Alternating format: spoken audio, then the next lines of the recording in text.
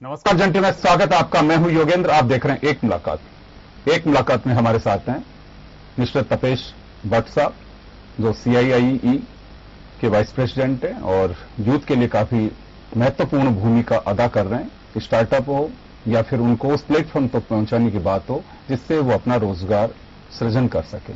भट्ट साहब, आपका जेंटलमैन बहुत बहुत स्वागत है। बहुत बहुत धन्यवाद।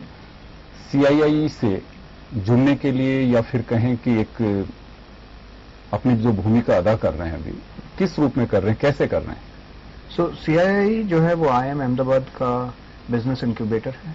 हम लोग देश भर में एंटरप्रेन्योरशिप प्रमोशन पे काम करते हैं।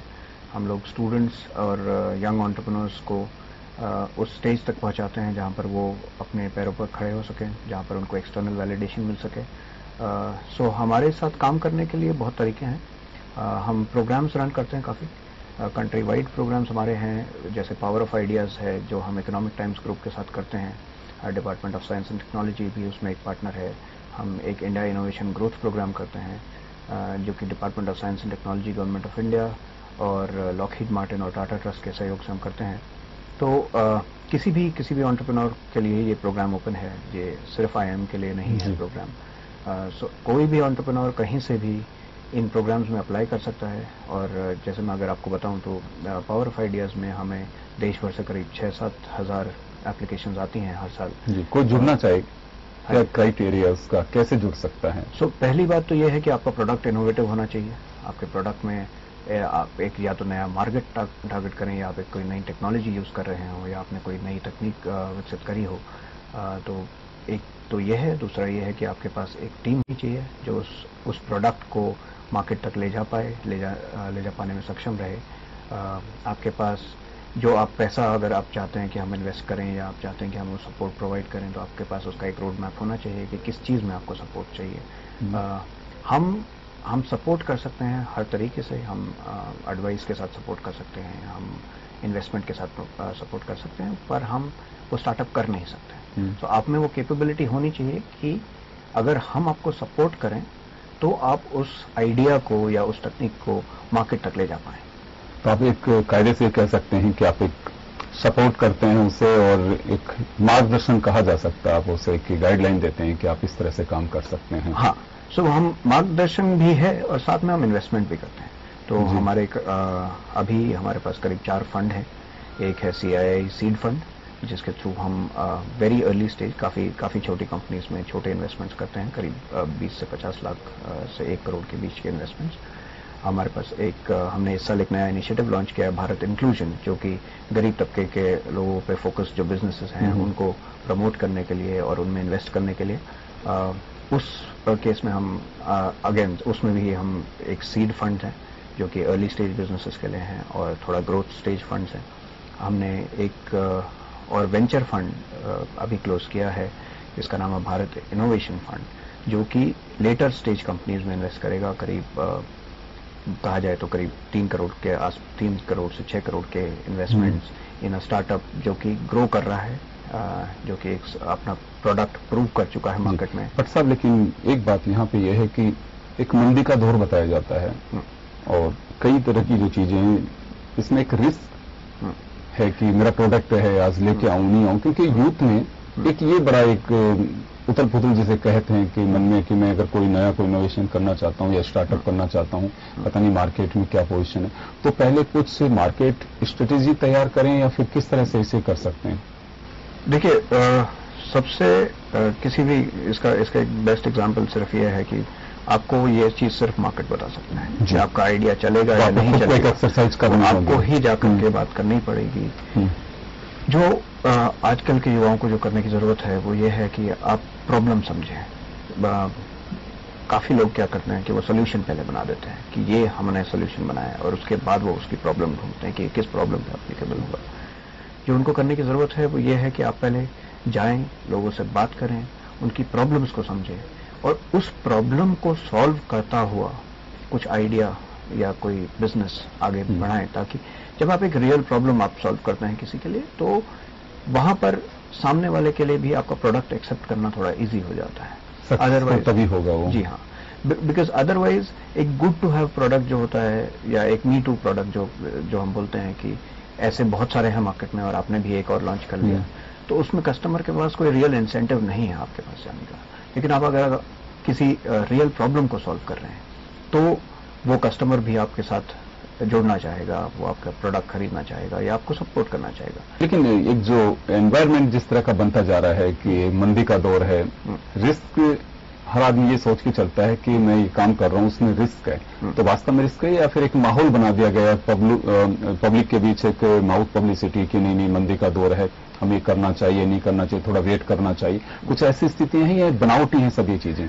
देखिए, मंदी का दौर अगर कहें तो ठीक है, अगर आप स्टॉक मार्केट देखें या अगर आप फाइनेंशियल मार्केट देखें या आप आउटफ्लोज देखें, FII आउटफ्लोज, तो हाँ पिछले एक आध महीने से ये चल रहा है। लेकिन आप ये सोचिए कि आपको चीज खरीदनी है मार्केट में तो वो तो आप खरीद रहे हो, और ऐसे ही कोई स्टार्टअप अगर आपके लिए आपकी प्रॉब्लम के लिए कोई सोल्यूशन लेकर के आता है तो आर्थिक मंदी या मार्केट में मंदी या यूएस डॉलर आपके मायने नहीं रहता। आपके लिए सिर्फ आप हैं और आपका कस्टमर है। एज फार एज आपका प्रोडक्ट एक सही प्राइस पे कस्टमर तक पहुंच रहा है तो कस्टमर की नीड अगर सेटिस्फाई कर रहा है तो आर्थिक मंदी से या एक वैश्विक मंदी से आपको फर्क नहीं पड़ना चाहिए। इंडिया की अगर बात करें, स्टार्टअप को लेकर काफी लंबे समय से चर्चाएं चल रही हैं, कुछ है इसके लिए अनुकूल माहौल की अगर बात करें? जी, अब वही मैंने जैसे पहले कहा कि आजकल स्टार्टअप करना बहुत आसान है, बिकॉज अगर आप देखें तो बहुत सारी सरकारें हैं, जैसे गुजरात सरकार है, राजस्थान सरकार है, झारखंड है, तेलंगाना है, जहां पर अगर आपके पास आइडिया है तो उस आइडिया को मार्केट तक लाने के लिए सरकार 10 से 20 लाख रुपए देने को तैयार है।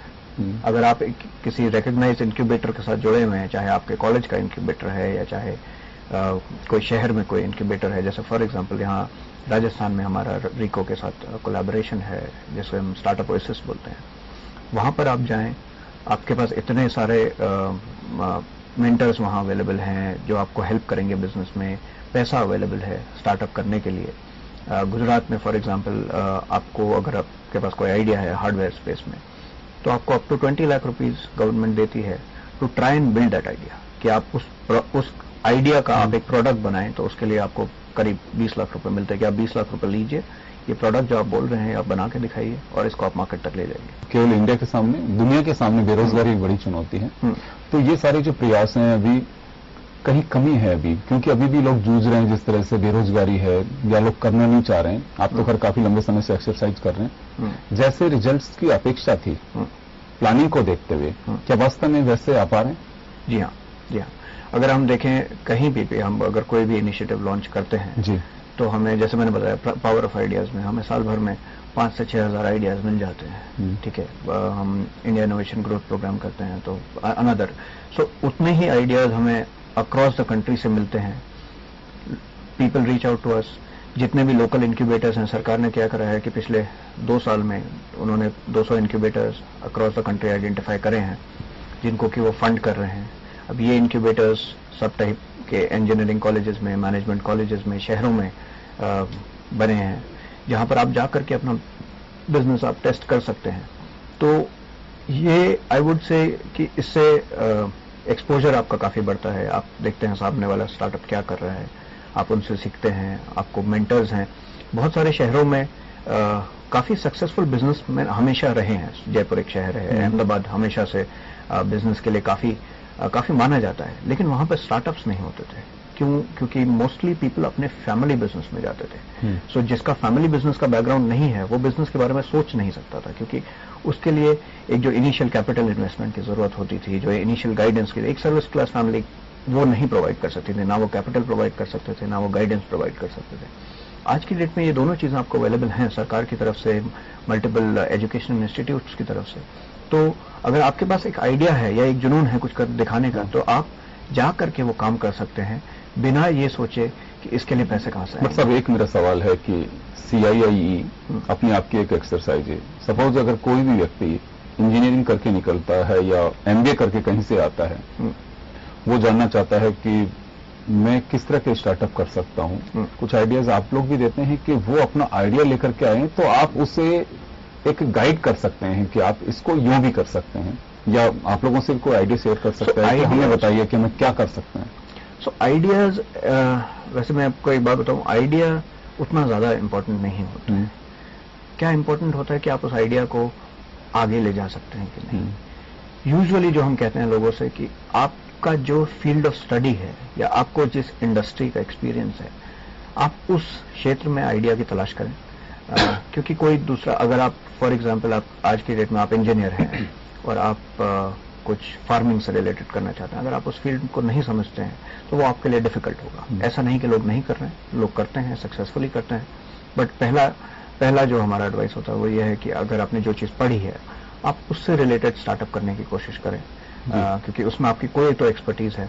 अगर आपने किसी क्षेत्र में नौकरी करी है और आपको वहां पर कोई एक प्रॉब्लम दिखी है, मैं वापस प्रॉब्लम पे जा रहा हूं कि आपने कहीं नौकरी करी है, आपको एक एरिया में एक प्रॉब्लम दिखी है कि ये एक प्रॉब्लम है जो इस एरिया के सारे लोगों को है, तो आपके पास थोड़ा एक बैकग्राउंड होता है कि उस प्रॉब्लम का क्या बैकग्राउंड है, उसका कैसा सोल्यूशन हो सकता है, आप खुद में केपेबल होते हो उसको सॉल्व करने के। स्टार्टअप के लिए पर्टिकुलर एक बेस है उसका, एक हायर क्वालिफाइड जो स्टूडेंट्स हैं या जिन लोगों के पास में अच्छी एजुकेशन है वो लोग जा सकते हैं। लेकिन एक तबका ऐसा भी है कि जो मिडिल, उसमें कैसे एजुकेशन वाइज कि उसने किसी ने ग्रेजुएशन की है, किसी ने IIT, किसी ने ITI की है, कहीं से भी, उन लोगों के लिए स्टार्टअप क्या वो भी, उन लोगों को भी आप लोग सपोर्ट करते हैं कि हाईली क्वालिफाइड जो लोग हैं सिर्फ उन्हीं के लिए CII एक्सरसाइज? तो CII जैसे इनक्यूबेटर सिर्फ क्वालिफाइड लोगों को सपोर्ट कर सकते हैं। हम एंटरप्रेन्योरशिप ट्रेनिंग नहीं कर पाते। But that said, entrepreneurship training के लिए भी बहुत सारे एवेन्यूज ओपन हैं। आप स्टार्टअप को अगर स्टार्टअप की तरह ना देखें और अपना काम, आप लोग स्टार्टअप के साथ साथ में जो स्किल इंडिया गवर्नमेंट का ही एक पार्ट है, ये आइडिया कहें, आइडिया भी गवर्नमेंट का, क्या आप ही लोगों में से किसी का है कि भाई स्किल इंडिया, अगर जो वेल स्किल्ड जो लोग हैं वो भी एक एम्प्लॉयर भी हो सकते हैं और एटलीस्ट खुद का तो काम वो कर ही सकते हैं, गवर्नमेंट के भरोसे नहीं रह सकते, क्योंकि चैलेंज है गवर्नमेंट के सामने कि कितने लोगों को रोजगार देंगे। वो लोग आप लोगों के साथ में कैसे कोलैबोरेट कर सकते हैं? वो लोग हमारे साथ कोलैबोरेट नहीं कर पाएंगे क्योंकि हमारा बहुत ज्यादा टेक्नोलॉजी फोकस रहता है। हम उस तरीके के स्टार्टअप्स देखते हैं जो कि काफी वाइड इम्पैक्ट कर पाए लोगों पे। पर दैट सेड, जो लोग उस तबके से आते हैं उनके लिए भी आज के डेट में बहुत सारी स्कीम्स अवेलेबल हैं। आपके पास सिडबी से लेकर के मुद्रा, सामने लोटूंगा आपके पास में, और skill India, startup skill India, make in India, वो अल्फाज हैं जो आपने पिछले कुछ साल में सुने होंगे और निश्चित रूप से आज की आवश्यकता भी है। गवर्नमेंट इतने रोजगार नहीं दे सकती, ये बड़ी चुनौती है, लेकिन ये वो आइडियाज हैं जिसकी वजह से आप एक एम्प्लॉयर भी बन सकते हैं और एटलीस्ट आप अपने परिवार का गुजारा तो कर ही सकते हैं। तो स्किल डेवलपमेंट में आगे क्या संभावना है उसको लेकर के चर्चा करेंगे छोटे से ब्रेक के बाद।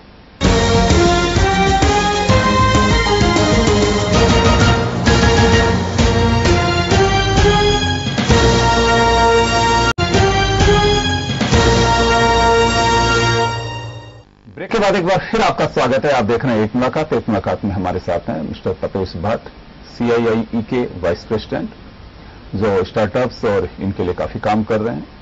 कई राज्यों में इनकी जो ऑर्गेनाइजेशन है IIM के साथ में एसोसिएट है और कई राज्यों में काम कर रहे हैं।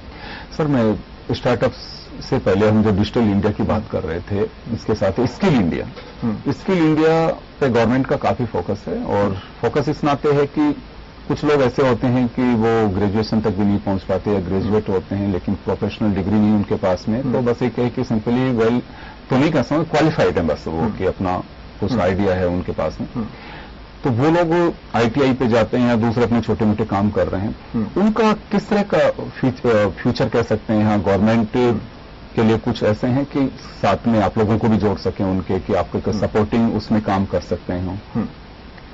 स्किल इंडिया हमारे से डायरेक्टली नहीं रिलेट करता है, लेकिन मैं आपको एक उदाहरण देना चाहूंगा कि जैसे मैं कल एक स्टार्टअप से मिला। वो लोग क्या करते हैं कि वो जो गर्ल्स हैं, यंग गर्ल्स जो कि स्कूल से ड्रॉप आउट हो चुके हैं, वो उनको ट्रेनिंग देते हैं ताकि वो डिलीवरी का काम कर सकें। तो वो उनको स्कूटी चलाना सिखाते हैं, वो उसके बाद उनका लाइसेंस करवाते हैं, उसके बाद वो उनको एक रोजगार देते हैं। तो जो लड़की घर पे बैठे हुए हैं और नहीं कुछ आगे कर पा रहे हैं या नहीं सोच पा रहे हैं आगे, उनके लिए एक स्किलिंग का वो इनिशिएटिव है कि कोई भी स्टार्टअप जो ई-कॉमर्स का काम कर रहा हो या जो होम डिलीवरी का काम कर रहा हो या फूड डिलीवरी का काम कर रहा हो, उसके साथ जुड़ने के लिए एक अवसर है कि आप अगर आप सीख लें वो चीज़, तो आपको फ्रॉम अ जीरो इनकम आप सीधा 15,000 इनकम लेवल पे पहुंच जाते हैं। तो ऐसे बहुत सारे स्टार्टअप्स हैं जिनको स्किल्ड मैन पावर की ज़रूरत है। ये स्किल्ड मैन पावर आपको 2-3 तरीके से चाहिए। आपको डिलीवरी बॉयज चाहिए, आपको चाहिए बेसिक जो लोग कोडिंग कर सकें, आपको चाहिए मार्केटिंग के लिए, आपको सेल्स में चाहिए। तो अगर आप स्किलिंग इस तरीके से कर पाएं, बहुत सारे ऐसे इनिशिएटिव्स होते हैं, जैसे हमारा एक इनिशिएटिव अभी चल रहा है जिसे क्राफ्ट्स एक्सेलरेटर हम लोग बोल रहे हैं, जो कि पुराने परंपरागत जो क्राफ्ट्स हैं, जो कि एक डाइंग आर्ट बोलते हैं, जो तो उन आर्टिसंस के साथ काफी स्टार्टअप्स काम कर रहे हैं ताकि वो उनको उनकी जो कलाकारी है उसको एक मार्केट दे पाएं, चाहे इंडिया में चाहे इंडिया से बाहर, कि ताकि उनका जो स्किल है वो बना रहे। तो ऐसे बहुत सारे प्रोग्राम्स हैं, ऐसे बहुत सारे ऑर्गेनाइजेशंस हैं आज की डेट में जो कि काफी स्किल लेवल पे काम कर रहे हैं। टेक्नोलॉजी लेवल पे तो हम काम कर ही रहे हैं, बट एक काफी ऑर्गेनाइजेशन है जो कि स्किल लेवल पे काम कर रहे हैं। और सब चैलेंजेस क्या स्टार्टअप के सामने कुछ है ऐसा कि हाँ आज भी ये चुनौती हमारे सामने है और बिल्कुल उनसे भी हमें निजात पाना होगा? सो स्टार्टअप्स के सामने डेफिनेटली एक तो फंडिंग का चैलेंज रहता है कि पैसा लिमिटेड है, स्टार्टअप्स काफी हैं। अगर आप एक रियल प्रॉब्लम, एक एक्चुअल प्रॉब्लम पे काम नहीं कर रहे हैं, वो फंडिंग थोड़ा डिफिकल्ट हो सकती है। हाई टेक्नोलॉजी स्टार्टअप्स में इनिशियल वैलिडेशन काफी प्रॉब्लम दे सकता है। जितना आपको पैसा चाहिए वो एक मशीन बनाने के लिए पहली टेस्टिंग से पहले भी जितना पैसा लगना है वो हर आदमी नहीं लगा सकता। सो एक वो फंडिंग का, एक प्रोटोटाइपिंग फंडिंग का एक चैलेंज है। दूसरा एक मेजर जो चैलेंज है वो है स्किल्ड मैन पावर का। हर लेवल पे आपको, अगर आप इंजीनियर हैं तो आपको एक ऐसा आपके साथ एक व्यक्ति चाहिए जो कि आप अगर उस चीज को बनाएं तो उस चीज को जाके बेच सके या उस चीज का बिजनेस साइड देख सके। अगर आप बिजनेस वाले हैं तो आपको एक ऐसा आदमी चाहिए जो कि उसको बना सके या उसको डिजाइन कर सके। At the lower end of the startup आपको वो लोग चाहिए जो कि आपके लिए मल्टीपल काम कर सके। और स्टार्टअप कई बार क्या होता है कि शुरू में बिकॉज आपके पास वो पैसा नहीं है, बिकॉज आपके पास वो फंडिंग नहीं है, तो आप इतने लोगों की सैलरी का खर्चा नहीं उठा पाते। तो एक वो प्रॉब्लम डेफिनेटली है जो कि काफी हद तक गवर्नमेंट सॉल्व करने की कोशिश कर रही है बाय गिविंग ये जो प्रोटोटाइपिंग ग्रांट्स की मैंने आपको बात बताई कि 20-20 लाख रुपए तक गवर्नमेंट्स देने को तैयार हैं अगर आप कुछ नया आइडिया लेके आते हैं। तो काफी हद तक वो प्रॉब्लम सॉल्व करने की कोशिश करी जा रही है, पर एक वो प्रॉब्लम रहती है। दूसरी प्रॉब्लम रहती है एक मार्केट में ट्रस्ट की। कोई भी कस्टमर होता है तो आपका विश्वास कैसे करे, कैसे माने कि आपका प्रोडक्ट उसी क्वालिटी का है जो एक मल्टीनेशनल कंपनी प्रोवाइड करती है। तो वो एक ऐसा चीज है कि जिसपे कहीं ना कहीं द गवर्नमेंट हैज टू, अब गवर्नमेंट ने काफी इसमें इजी कर दिया है स्टार्टअप्स के लिए।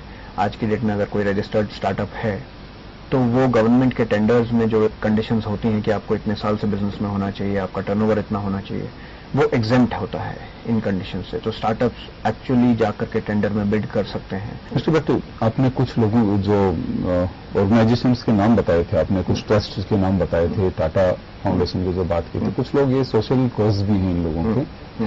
आज हो क्या रहा है कि बीपीएल एक बड़ी जिम्मेदारी है, समाज की भी, गवर्नमेंट की भी, चाहे उनके खाने की व्यवस्था की बात हो, उनके एजुकेशन की बात हो, उनकी हेल्थ से जुड़े इश्यू की बात हो, स्लम में से हम कैसे बाहर निकाल सकते हैं। तो कुछ ऐसे आइडियाज हम लोग डेवलप कर रहे हैं कि कैसे उन लोगों को मूल धारा में लेकर के आ सकें, कैसे उनका यूज किया जा सकता है। वो कह रहा है कि बीपीएल का जिसको कार्ड मिल गया, वो बीपीएल है कि नहीं ये तो एक सेकेंडरी थिंग है, लेकिन वो अपना कार्ड से इलाज करवा रहा है या खाने के उससे चीजें मिल पा रही हैं तो उससे बाहर नहीं निकल पा रहा है। वो देख रहा है कि ये सारी चीजें मुझे मिल रही हैं, लेकिन होना ये चाहिए कि वो उससे बाहर निकल सके। तो इसके लिए भी हम लोग कहीं कुछ सीआईआई ने इस साल एक प्रोग्राम लॉन्च किया है भारत इंक्लूजन इनिशिएटिव के नाम से, जो कि फाइनेंशियल इंक्लूजन पे फोकस्ड है। इसमें Michael Susan Dell Foundation, Bill and Melinda Gates Foundation, Omidyar Network और जेपी मॉर्गन हमारे पार्टनर्स हैं। इस पूरे प्रोग्राम का फोकस ऐसे बिजनेसेस को आइडेंटिफाई करना है जो कि इस तबके के लोगों को फाइनेंशियल मेन स्ट्रीम में लाने का काम कर रहे हैं। चाहे क्रेडिट की बात करें, चाहे लेंडिंग की बात करें, चाहे सेविंग्स की बात करें, चाहे लाइवलीहुड्स की और स्किलिंग की बात करें। तो जो भी बिजनेसेस, जो भी स्टार्टअप्स इस दिशा में काम कर रहे हैं, तो हम उन लोगों को सपोर्ट कर रहे हैं। स्टार्टअप्स के लिए एग्रीकल्चर हो या फिर हमारे यहाँ पे बड़ी संभावनाएं बताई जाती हैं एनर्जी सेक्टर में, तो उसको लेकर के कुछ काम हो रहा है? जी हाँ, एनर्जी से रिलेटेड हम लोगों ने 5 साल पहले एक वेंचर फंड लॉन्च किया था इन्फ्यूज वेंचर्स के नाम से। Again it was supported by the government and the private industry. So हमने उसके थ्रू काफी क्लीन एनर्जी में काफी इन्वेस्टमेंट्स करे हैं। हम एग्रीकल्चर में भी काफी काम करते हैं। कुछ ऐसे स्टेट्स हैं जिसको आपने आइडेंटिफाई किया हो, जिनके साथ में आपको काम करने का अवसर मिला हो, कि जहां स्टार्टअप्स को लेके कहें कि हाँ बहुत ही उनके यहाँ पे जो एटमॉस्फेयर है स्टार्टअप्स के लिए वो काफी बेहतरीन कहा जा सकता है कि हर्डल्स नहीं है, वहाँ फाइल का मूवमेंट है बहुत फास्ट है। कुछ जैसे होते हैं कि एडमिनिस्ट्रेटिव कुछ हर्डल्स भी आती हैं कि हमारी फाइल नहीं जाए, फंड अगर आपको गवर्नमेंट से लेना है तो फाइल तो चलेगी, कोई ऐसे नहीं देगा। तो कहीं कुछ ऐसे स्टेट्स आपने देखें कि हाँ बिल्कुल वहाँ पे एक फेमिलियर जो एक स्टार्टअप के लिए एटमॉस्फेयर चाहिए वैसा है? सो जैसे गुजरात में हम काफी काम करते हैं गुजरात गवर्नमेंट के साथ। गुजरात में आज की डेट में इतने सारे इंक्यूबेटर्स हैं। गुजरात गवर्नमेंट अपना खुद का इंक्यूबेशन सेंटर सेटअप कर रहे हैं, जिसमें वो राज्य भर से इनोवेशंस को एक सेंट्रल प्लेटफॉर्म प्रोवाइड करने की बात कर रहे हैं। राजस्थान है, हमारा राजस्थान गवर्नमेंट के साथ एक जॉइंट वेंचर है यहाँ पे स्टार्टअप ओएसिस के नाम से। राजस्थान गवर्नमेंट ने अभी भामाशाह नाम से एक और इंक्यूबेशन सेंटर लॉन्च किया है। तो राजस्थान है, गुजरात है, तेलंगाना का स्टेट है जहाँ पर स्टार्टअप पॉलिसीज काफी फेवरेबल हैं। झारखंड में हम लोगों ने झारखंड इनोवेशन लैब सेटअप किया है झारखंड सरकार के साथ, जो कि वहाँ का लोकल इनोवेशन देखेंगे।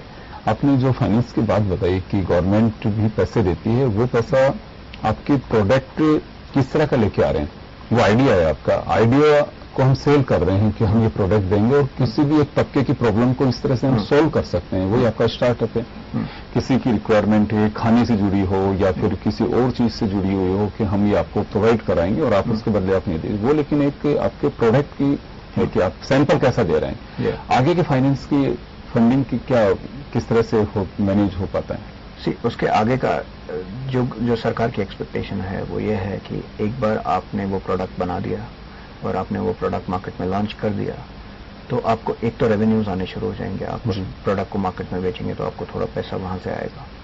और उसके बाद जो हमारे जैसे इंक्यूबेटर्स हैं जो कि आगे की फंडिंग प्रोवाइड करते हैं या आगे का सपोर्ट प्रोवाइड करते हैं, अगर आपके पास एक एक्चुअल प्रोडक्ट है जो मार्केट में बिक रहा है, तो हमारे लिए भी उसके आगे का सपोर्ट प्रोवाइड करना काफी इजी हो जाता है। सिर्फ आइडिया के बेसिस पे सपोर्ट करना किसी भी इंक्यूबेटर के लिए भी डिफिकल्ट है।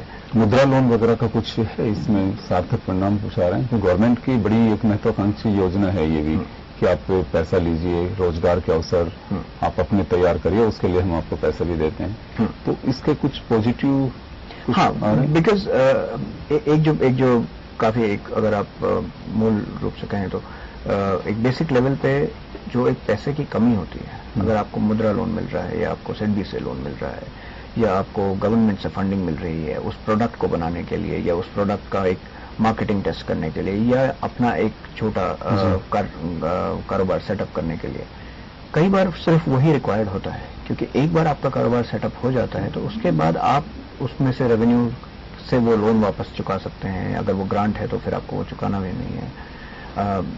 इंटरेस्ट रेट इसमें काफी कम होता है अगर आप अपने काम के लिए ये लोन ले रहे हैं। मेरे छोटे छोटे 2 सवाल है, समय कम है।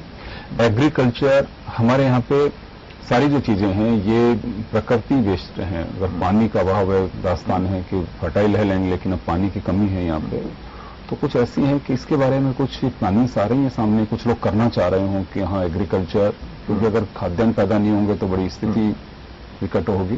तो इसको लेकर के कुछ काम कर रहे हैं CII? बहुत सारे हमारे स्टार्टअप्स हैं जो कि इस पर्टिकुलर डायरेक्शन में काम कर रहे हैं। एक आध स्टार्टअप्स हैं जो कि पेस्टिसाइड्स में काम करते हैं ताकि आप कम से कम पेस्टिसाइड्स यूज करके भी ज्यादा प्रोड्यूस उगा पाएं। ऐसे भी स्टार्टअप्स हैं जो कि एक नई तकनीक विकसित कर रहे हैं ताकि आप मैक्सिमम प्रोडक्टिविटी के साथ काम कर पाए। जो आज की डेट में एक मैनुअल लेबर की कमी हर किसान महसूस करता है, तो अगर वो कुछ चीजें छोटी मशीनों से कवर हो सकती हैं तो उस क्षेत्र में भी काफी लोग काम कर रहे हैं। आखिरी मेरा सवाल है कि CII नेक्स्ट 1 ईयर या 2 ईयर कुछ ऐसी कोई प्लानिंग है कि जो एक ड्रीम प्रोजेक्ट के रूप में लेके चल रहे हैं आप लोग कि अब हमारी नई एक्सरसाइज ये है? सो हमने अभी पिछले महीने ही भारत इनोवेशन फंड लॉन्च किया है।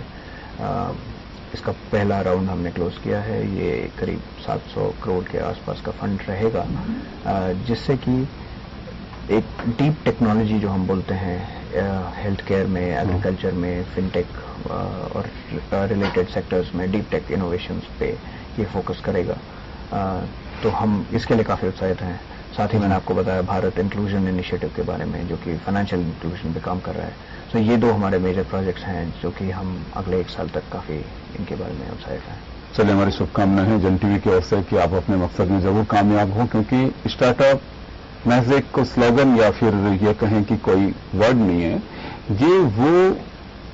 ये कह सकते हैं कि जो बेरोजगारी है उसे दूर करने के लिए मार्केट में वैल्यूज क्या होते हैं एक प्रोडक्ट की, उसको एक तह तक ले जाने की कुछ इस तरह के इनोवेशंस जो किए जा रहे हैं, उसका एक नाम कहा जा सकता है।